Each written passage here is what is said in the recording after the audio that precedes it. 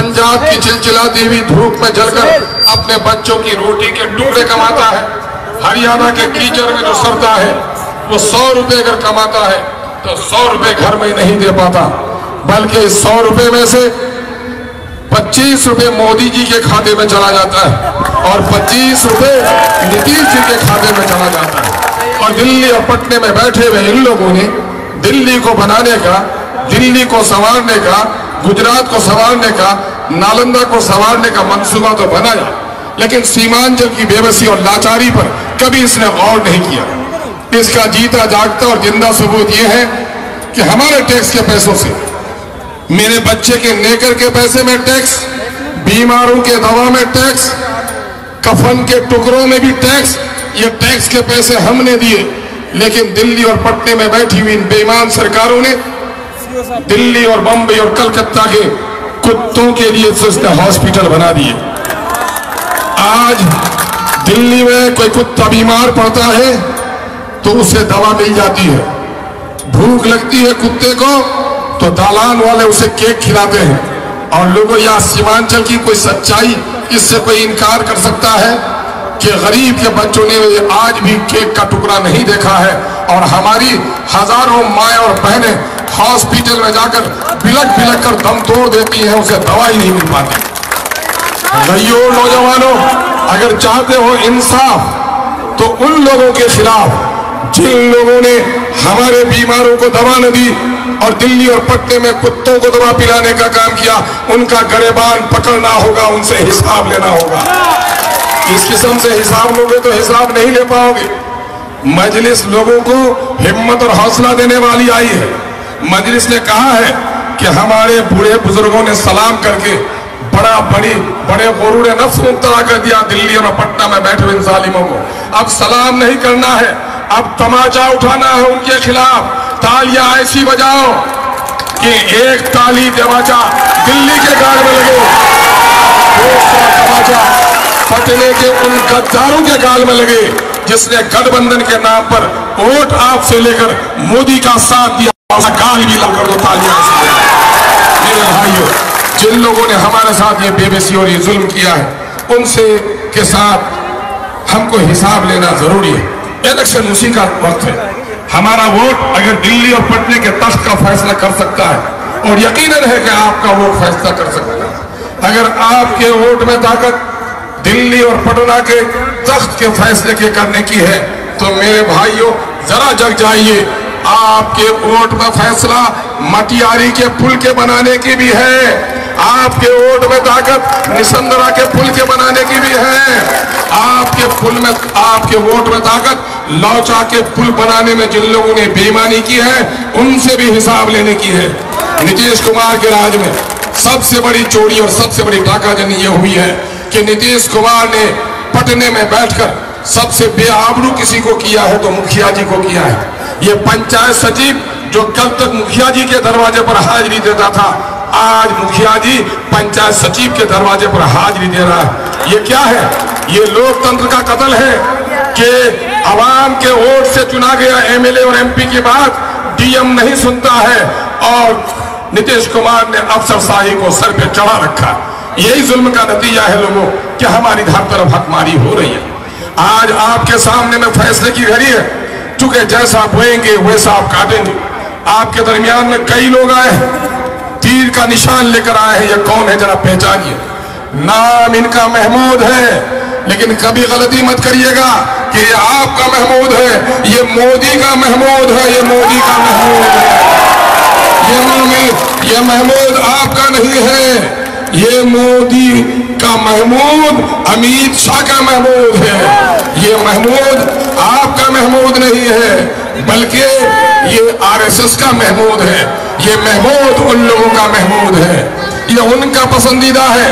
लोगों, ये वही मोदी है जो मोदी दिल्ली में जब से नरेंद्र मोदी बैठा है पूरे देश में दरिंदगी में इजाफा हो गया है।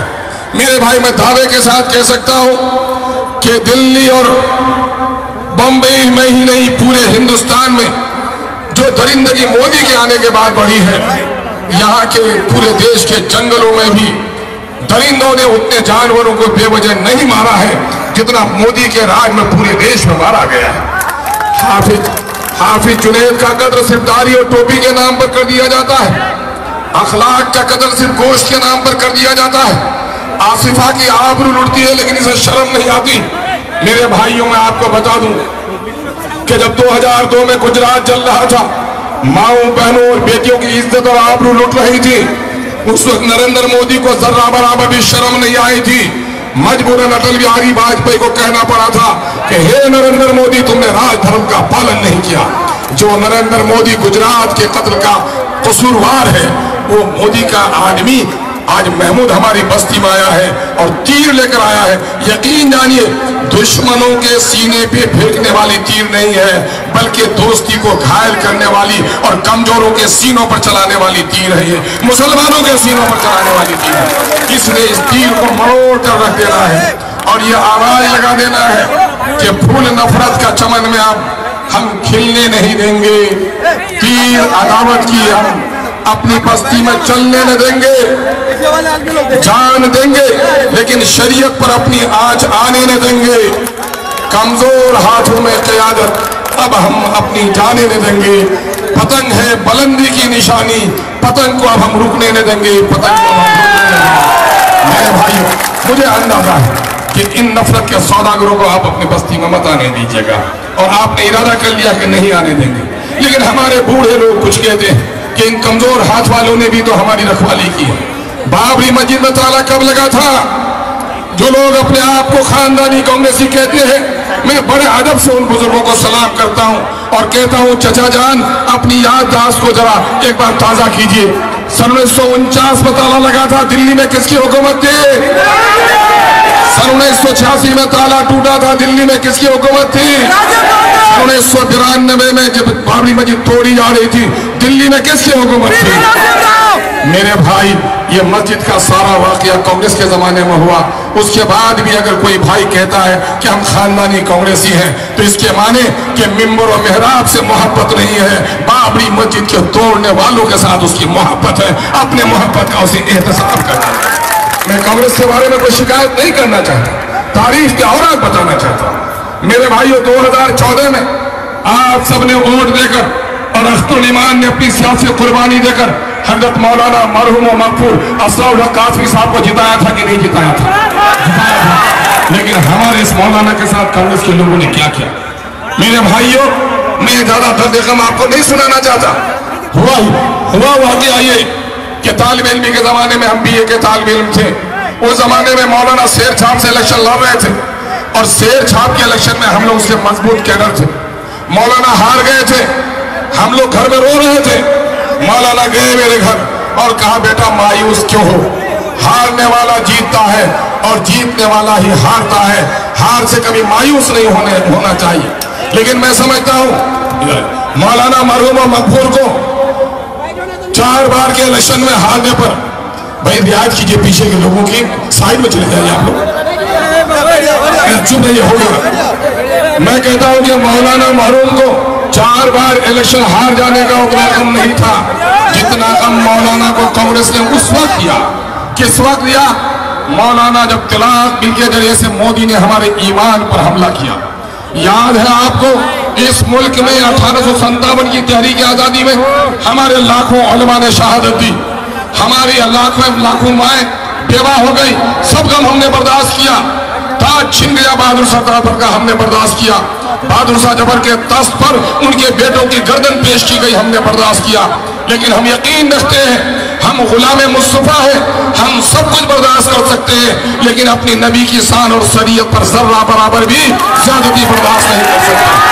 लोगों, इस मोदी ने जान माल पर तो हमला किया ही, तलाक बिल के जरिए से हमारी शरीयत पर, ईमान पर भी हमला किया। मौलाना मरहूम मकफूर बोलने के लिए बेचैन थे। मौलाना से सोशल मीडिया के लड़कों ने जब बयान लिया, मौलाना का चेहरा उदास था, अल्फाज में गम है। अब भी सुन लो लोगों, मौलाना मरहूम ने क्या कहा? मौलाना मरहूम ने यह कहा कि मैं बोलना चाह रहा था, यह बिल हुकूक निस्वानी के खिलाफ था, ये बिल आदमियत और इंसानियत के उसूलों के खिलाफ है, ये बिल दस्तूर हिंद के खिलाफ है, और इससे सबसे बढ़कर ये बिल हमारी शरीयत के खिलाफ है। मैं बोलना चाह रहा था, लेकिन मेरी पार्टी ने बोलने नहीं दिया। मेरे भाइयों, जरा इंसाफ कीजिए। जिस कांग्रेस को आपने वोट दिया, अख्तुल ईमान ने कुर्बानी दी, अख्तुल ईमान ने सिर्फ अपने उम्मीदवारी की कुर्बानी नहीं दी थी, बल्कि नीतीश कुमार से यह मुआहदा हुआ था कि अगर मैं हार भी जाऊंगा एमपी का इलेक्शन तो मैं वजीर बनाने जाऊंगा। मैंने वजारत